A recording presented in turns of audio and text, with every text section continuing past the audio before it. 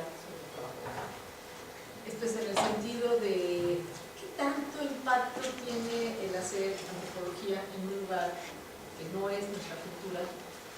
¿Qué impacto tiene al contrario en hacerlo en un lugar donde por demás conocemos la cultura? Digo, qué importante, más que qué impacto, qué importancia tiene. ¿Qué importancia y cuáles son los efectos? A ver, alguien formule una pregunta en este sentido. ¿Qué priorizaría? ¿Cómo la redactaría? ¿Qué les importaría saber? ¿Cómo para reflexionar? Es una pregunta de reflexión como para contestar en el examen. Mi pregunta sería en cuanto a lo de la objetividad y la subjetividad. ¿Qué tan objetivo puede ser el trabajo del campo del antropólogo si llega a una comunidad como antropólogo sin interactuar de una forma diferente? Es decir, ¿cuál es su acercamiento con la comunidad y cómo es aceptado en la comunidad? ¿Cómo logra conocer realmente esa comunidad de manera lo más objetiva posible si de entrada es el que llega con las preguntas? Lo voy a poner muy general. ¿Sí? Objetividad y subjetividad en el trabajo de campo. Déjame hacer nada más. Doctora, si me permite, parafraseando este autor que usted mencionaba, para Santiago Genovés, decía: yo quise ser objetivo hasta que me descubrí sujeto. O sea, la misma cultura que traemos no es un sombrero, los lentes que los puedan quitar. A ver, me voy a quitar los lentes y me voy a poner otros para verlo desde un punto de vista objetivo. ¿No es cierto? No, la subjetividad siempre está presente, pero, o sea, la manera en la que esa subjetividad se puede reducir lo máximo posible. Primero yo creo que reconociéndola. Yo tengo un argumento. Por ejemplo, hay un autor que plantea, se llama Humberto Maturana, y él plantea la objetividad un argumento para obligar. Y esto se remite mucho, por ejemplo, al punto de vista de Emick y Ethic. Por ejemplo, lo que el antropólogo ve supuestamente es la objetividad, ¿no? Supuestamente digo porque y plantea la división entre realidad ontológica y realidad inventada. O sea, lo que ve el investigador, el antropólogo, pues es una realidad que él interpreta de acuerdo a toda su experiencia, ¿no? Y entonces ahí se pone en una dinámica, bueno, entonces ¿qué es lo que veo? O sea, es un invento del antropólogo, es una realidad ontológica, ¿no? Y entonces ahí yo creo que para mí podría yo plantear cómo influye esta división que hace la antropología entre el Emick y Ethic en el trabajo etnográfico antropológico en sí. Bueno, yo ahí lo haría un poco más complicado. A veces cuando uno va al trabajo de campo y se mete en la cuestión de las ontologías, no es lo mismo platicar con el que viene siendo un representante religioso, por ejemplo, a una gente que pertenece a un partido político. No es lo mismo tener la visión de una mujer adulta a la visión de un adolescente. ¿Qué se comparte, qué no se comparte? Entonces, es más complicado, ¿no? En un momento dado, porque cuando hablamos de las ontologías parece que nos enfrentamos a saberes homogéneos. Entonces, también ahí nos encontramos con un problema, ¿no? Antes la antropología era mucho de los informantes, el informante claro. Sí, me acuerdo mucho del trabajo de Calixta Guiteras, donde entrevista a un informante y sobre eso desarrolla todo su trabajo sobre las almas en campo, ¿no? Realmente, ¿qué es lo que sabemos y dónde nos restringimos? ¿Cómo le hacemos? Entonces la pregunta va a ser muy abierta. Lo que quiero es que ustedes reflexionen desde su punto de vista. Yo sé que todo el mundo ha leído 50.000 autores, pero que ahorita traten un poco de quitarse los autores de encima y lo hagan desde sus propias experiencias, desde su propia objetividad, subjetividad, ¿sí? Tratar de responder objetividad y subjetividad en el trabajo de campo. La vamos a dejar así, de abierta, porque va a ser algo sobre lo que quiero que reflexionen. ¿Sí? Fíjate, doctora, que yo creo que aquí, por lo menos te hablo de la perspectiva de experiencia directamente, es una construcción de conocimiento común, compartido. Cuando estás planteando un problema de desarrollo, ¿no? llegas en una posición, obviamente de fuera, planteas cuál es tu propósito de la estadía específica en ese lugar. Y dependiendo de la comprensión, porque la gente también se ubica, se posiciona, sabe, etcétera. Y en ese sentido, bueno, pues hay una claridad, ¿no? En el primer encuentro, un acuerdo básico de que hay un tema en común, de común interés de las partes. Y por ejemplo, el trabajo que se desarrolla desde hace algunos años, por lo menos aquí en México, para temas de hidráulica, es esto del diagnóstico participativo, ¿no? Que aparentemente es una cosa, un ejercicio, digamos, muy elemental, pero que conforme va avanzando, va generando conocimiento de parte y parte, ¿no? Y eso creo que es un enriquecimiento muy importante, porque además se llega a conclusiones compartidas después de revisar muchas dimensiones internas y externas, que eso es lo interesante. Para ellos, el reconocimiento de las problemáticas de la administración, de los presupuestos, de los esquemas de planeación, etcétera, en muchos sentidos es muy útil para sus gestiones desde dentro. Y a la gente que llegamos de fuera, el conocimiento del contexto, del escenario, de los tiempos, de los procesos, de las tomas de decisiones, etcétera, también es importante, porque finalmente hay un redimensionamiento de la parte de gabinete, de la gente que planea, hacia la cuestión práctica de la implantación de los proyectos. Entonces, yo creo que así una primera aproximación sería también una posibilidad de generar conocimiento útil para las partes. Sí, no, yo estoy de acuerdo. A mí a veces me gusta ser muy provocativa con ustedes. Porque si a veces hay un conocimiento de las partes, yo voy a poner otro ejemplo, donde se llega a un grupo de gentes, de ingenieros, donde hay un lugar que tiene un potencial para considerarlo como factible de desarrollarlo turísticamente.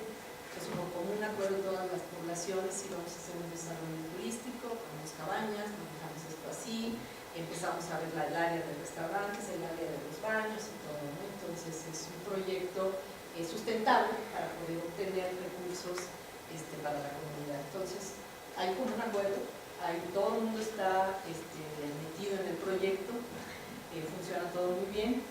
5 años después, cabañas destruidas, saqueo de lo que son las mismas, zonas llenas de lo que viene siendo maleza. Entonces, ¿qué pasó? A ver, en lo que hubo un acuerdo donde había una participación, fue finalmente un reverendo fracaso. Entonces dices, pues no todo es tan bonito ni tan ideal como podemos pensar que funciona, ¿no? ¿Sí? Un ejemplo también que de pronto uno vaya a estar con la idea de lo que tiene su entorno, su contexto. Y es un poco, a veces justamente un poco reforzando lo que dice cuando, por decir, hay unos proyectos, unos programas bastante atractivos, supuestamente tal vez desde este contexto, pero de pronto cuando uno va a las localidades pequeñas, incluso hablantes de alguna lengua indígena, te pongo este ejemplo porque de pronto al indígena lo emocionan, por decir así, pero más bien quieren verlo emocionado y le dicen, es que vas a tener mucho dinero, pero siempre me pongo al lado de ellos porque soy parte, y luego digo, ¿y qué está entendiendo cuando dice que vas a tener un montón de dinero? El campesino lo ven sin, su rostro no cambia, sigue igual, no se alegra, no se emociona. Cuando el que expone quisiera verlos emocionados porque es un proyecto donde va a cambiar su vida. Sí, pero de acuerdo, cambiar su vida desde la visión de quién. ¿Sí? Sí. ¿Quién está diciendo que es eso lo que va a cambiar la vida? Pero a ver, voy a poner un ejemplo así, que seguramente algunos de ustedes conocen.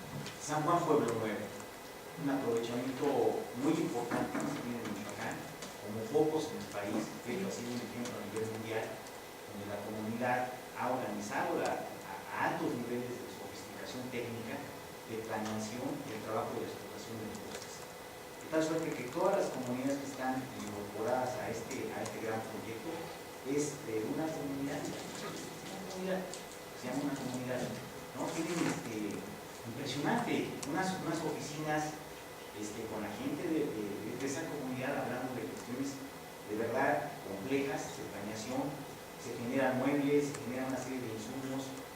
ellos han construido, por ejemplo, una unidad médica que ya la quisieran tener muchísimas comunidades en este país. Tienen ambulancias, tienen médicos, tienen enfermeras, han sumado maestros de la propia comunidad que han seguido la normal al trabajo educativo, en fin. Otro ejemplo, por ejemplo, es el... Y hay nada más una pregunta. Sí. En ese ejemplo exitoso. Sí. ¿Cuál es el costo del ambiente? Fíjate que se ha trabajado, porque lo hemos podido observar, ya hemos ido con ingenieros agrónomos muy especializados, ellos ya tienen planificado su territorio. Entonces tienen una explotación súper organizada, desde la semilla, desde la generación de la semilla, hasta el corte de árbol, con saneamientos, etc. Es una experiencia magnífica porque te das cuenta que sí se puede generar desarrollo y que el desarrollo está vinculado a los niveles y calidad de vida de la población y que eso no tiene nada que ver con niveles educativos, tiene que ver con un enfoque consensuado, acordado, ¿no? Con un proyecto hacia adelante y la implantación de todo lo que tiene que ver en este mundo complejo, ¿no? Pero que se puede. Y es un buen ejemplo de que no a veces las diferencias son salvables, ¿no? Sin que haya una interferencia indebida.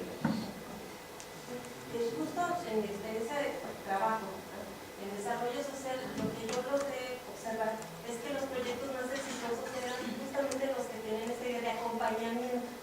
En principio sí, del diagnóstico, o sea, lo indispensable es la realización de un diagnóstico participativo, de la planeación participativa y después de un acompañamiento a la población, pues que en algún momento toma en sus manos o que paulatinamente se van como apropiando de los procesos.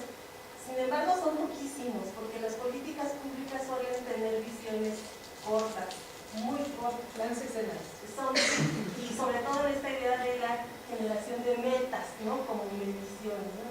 ¿Cuántos proyectos productivos acomodaste? ¿Cuántos, no? Entonces, y el técnico o funcionario que se encarga de él lo que va a cumplir es metas, ¿no? Entonces yo creo que este es uno de los asuntos que hay que tener en cuenta. Pues, sí, yo todo lo que ustedes digan le pueden buscar el cuestionamiento.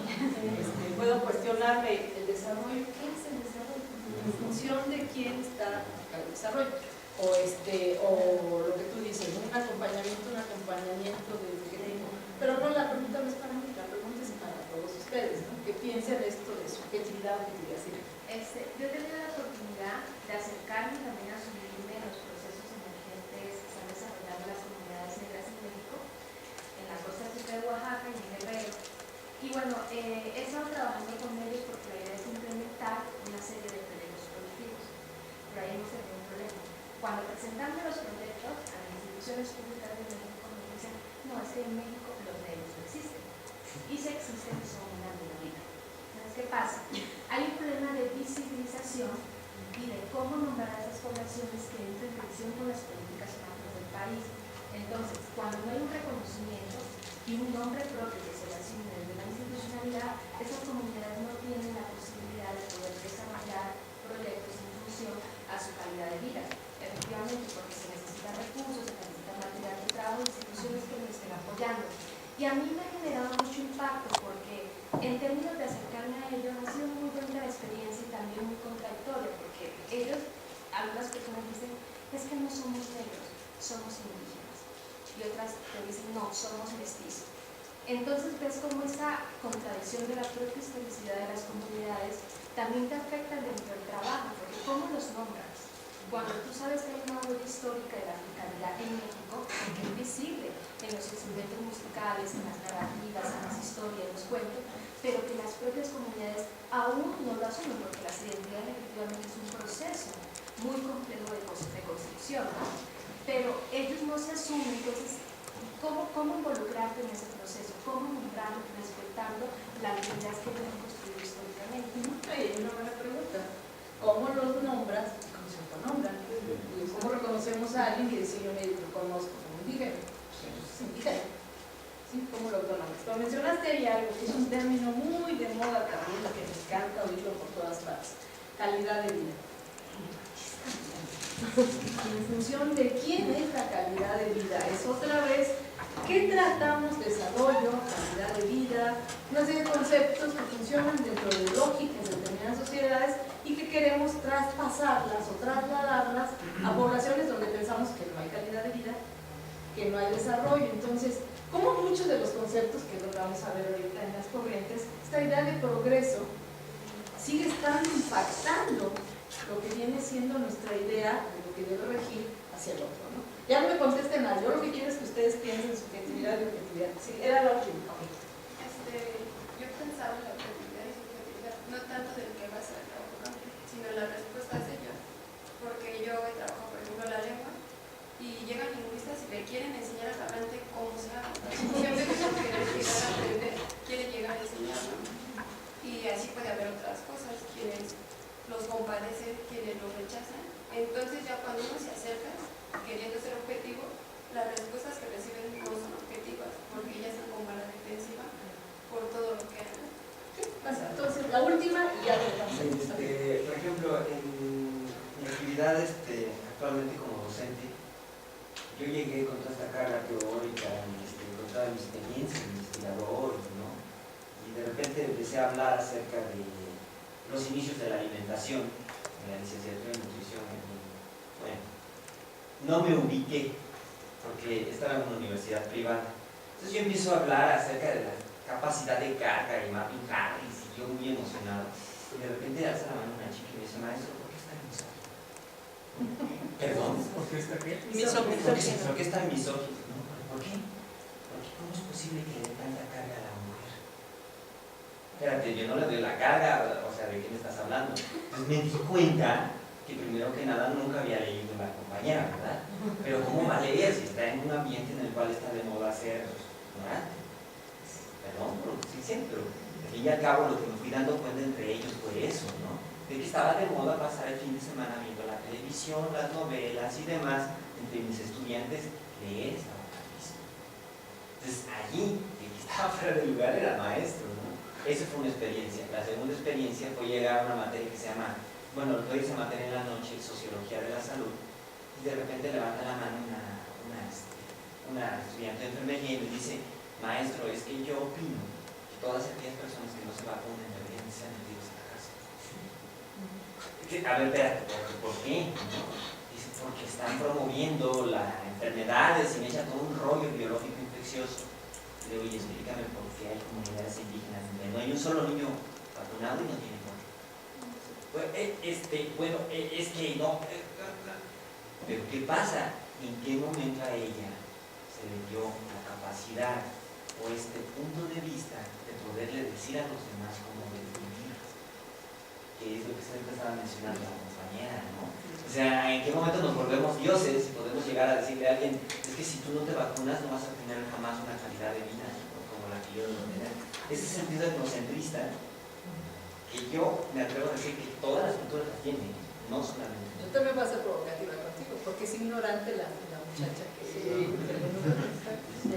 Sí, claro. Y a ese voy también, por ejemplo, vuelvo a los pobres, dependiendo la unidad de medida de todo ser humano para ubicarse su cuerpo, ¿no? O sea, dependiendo dónde estoy, clasifico las cosas, dependiendo en qué lugar estoy, digo, esto es extraño, ¿no? Y entonces este sujeto, este autor plantea que en Occidente su cosmovisión y su visión es así, lo que le hablaba de Descartes entre la división de la mente y el cuerpo, y etcétera, ¿no? Y entonces, esto más bien viene de las nuevas corrientes de las ciencias cognitivas. Y entonces dice, pues es que finalmente la objetividad y la subjetividad es un reflejo de cómo se divide el cuerpo, según Occidente. Y entonces había un relato etnográfico de un señor de la que llegaban los comisionados de la ONU a una comunidad de Ecuador y le dicen, es que ellos venían en una jeep y el nativo dice, es que a esa persona no lo conocemos.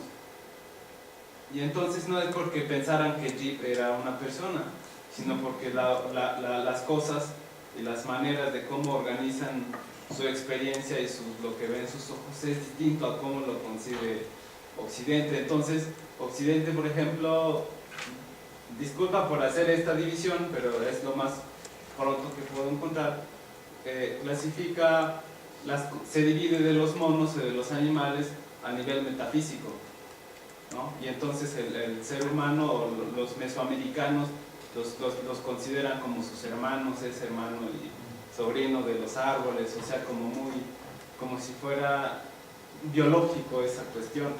Y entonces hay una distinta manera de organizar las experiencias y por tanto eso se refleja en las teorías también. Todo lo que hemos visto a lo largo de este taller, de seminario, es sobre el evolucionismo de alguna manera, ¿no? Y entonces eso se refleja también en esta cuestión. Hablar de desarrollo es, quizá decía Pierre Clastres, que es una cuestión de un concepto de evolucionista, darwiniano, ¿no? Por ejemplo, hoy desarrollo, hablar en una comunidad es pues llevar luz. ¿Y qué significa llevar luz y carretera? Pues tumbar árboles o cerrar ojos de agua, y para el pueblo quizá no sea tan desarrollo, ¿verdad? Porque pues se le quita la fuente de vida. Ya no les voy a dar la palabra porque si no, no voy a terminar eso.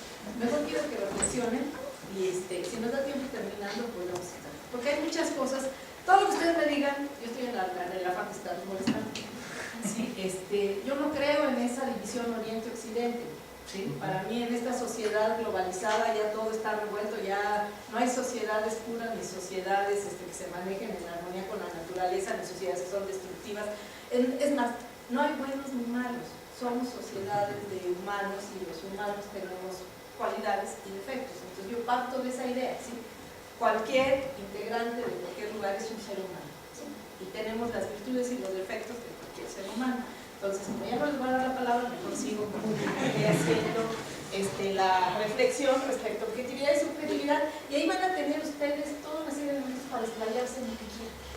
¿Sí? Yo lo que quiero ver es su capacidad de argumentar sobre un aspecto. ¿Sí? Ok, y entonces vámonos ahora sí con las corrientes antropológicas.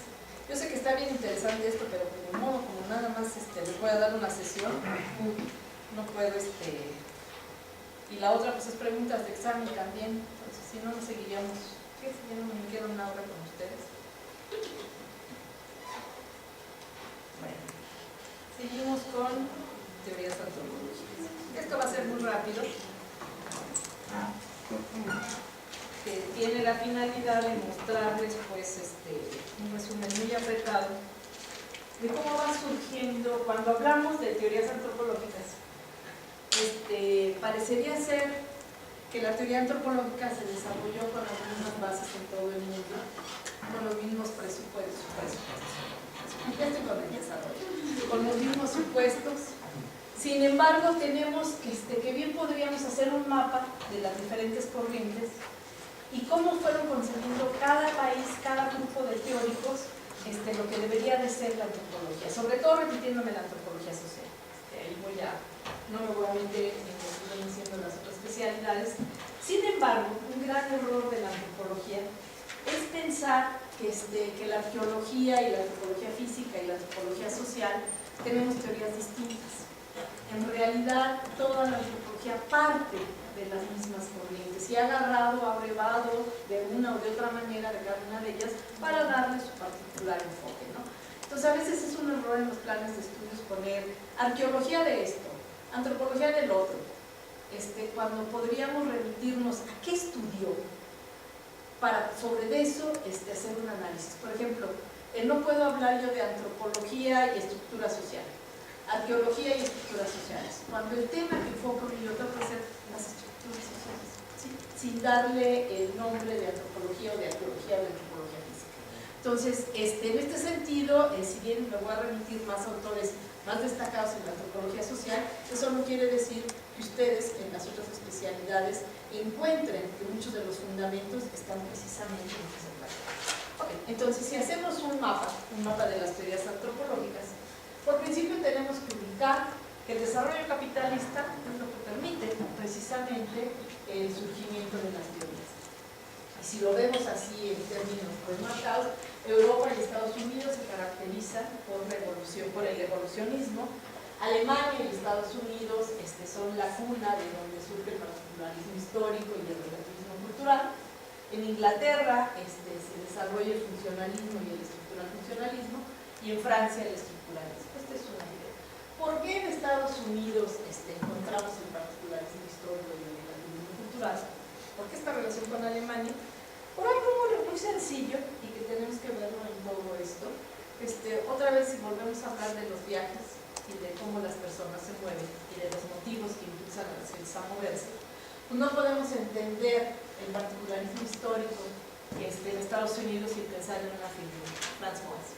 Franz Boas era alemán.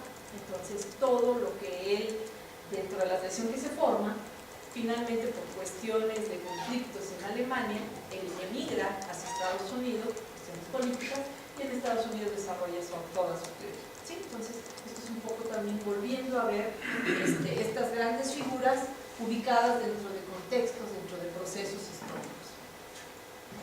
Otro aspecto que tenemos que tomar en cuenta es las grandes transformaciones que hay en el 19, en la Revolución Industrial, ya hemos hablado mucho de ella, en Francia la Revolución y el triunfo del proyecto burgués, el triunfo del liberalismo, que ve en la idea de progreso y desarrollo económico de la burguesía, las miradas en el proyecto así.